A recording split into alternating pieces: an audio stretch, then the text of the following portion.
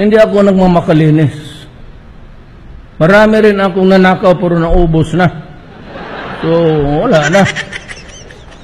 Hindi ako namakit pero corruption is really out during my time. Hindi man diretso, inaakusahan nilang nagnanakaw ang ating Vice President. Ito naman nasasabihin ko, walang magnanakaw na Duterte! Wala!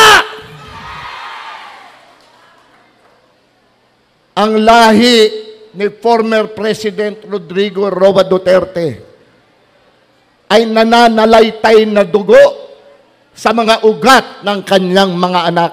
Kaya tandaan nyo, walang magnanakaw na Duterte kailanman.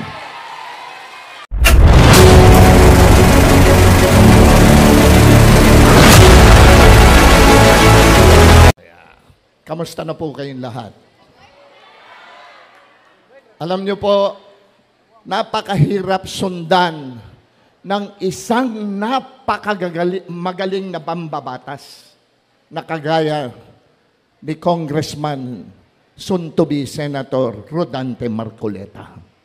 Palakpakan nyo. Alam nyo po kung bakit? Yan po ang nagtatanggol sa mga Duterte sa House of Representatives. Tinanggalan nga po siya ng mga committee nang wala siyang kaalam-alam. Hindi tama yung ginagawa nila. Pero hindi natutulog ang Diyos, hindi natutulog si Allah. Alam niya kung ano ang nangyayari dito sa ating bansa.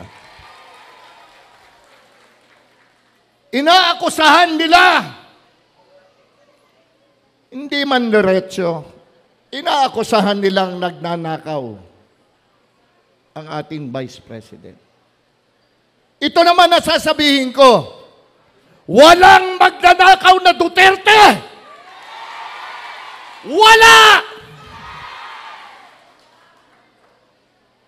Ang lahi ni former President Rodrigo Roa Duterte ay nananalaytay na dugo sa mga ugat ng kanyang mga anak. Kaya tandaan nyo, walang magnanakaw na Duterte kailanman. Hindi ako nagmamakalinis. Marami rin akong nanakaw pero naubos na. So, wala na.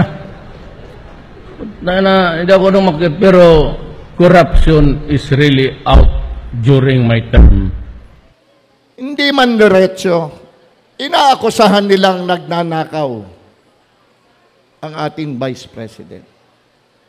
Ito naman nasasabihin ko, walang magnanakaw na Duterte!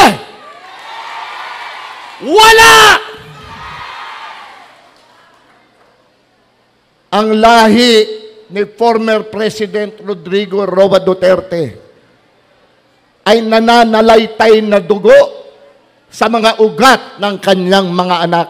Kaya tandaan nyo, walang magnanakaw na Duterte kailanman.